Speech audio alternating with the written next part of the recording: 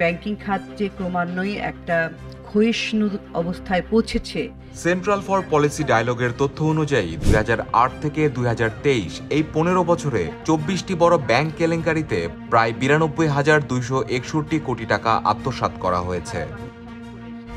সিপিটির তথ্য অনুযায়ী আত্মসাৎ করা অর্থের পরিমাণ 2023-24 অর্থ বছরের জাতীয় বাজেটের 12% বা জিডিপির 2%-এর সমান।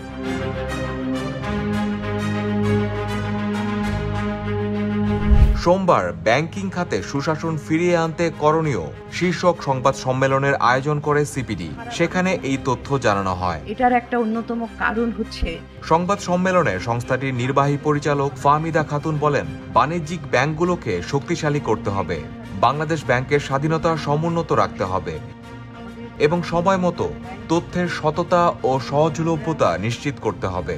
ব্যাংকিং খাত যে ক্রমান্বয়ে একটা ক্ষয়িষ্ণু অবস্থায় পৌঁছেছে।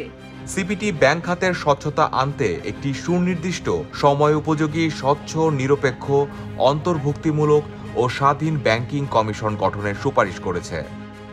তারা বলছে, এই সংস্কার অবশ্যই রাজনৈতিকভাবে হতে হবে, কারণ স্বার্থান্বেষী মহল এতে বাধা তৈরি করবে। বেশ কয়েকটি ব্যাংকের অবস্থা সংকটজনক হলেও বেইল আউটের মাধ্যমে বাঁচিয়ে রাখা হয়েছে উল্লেখ করে সিপিটি বলছে, ধসের দ্বারপ্রান্তে থাকা ব্যাংকগুলোকে বন্ধ করে দিতে হবে।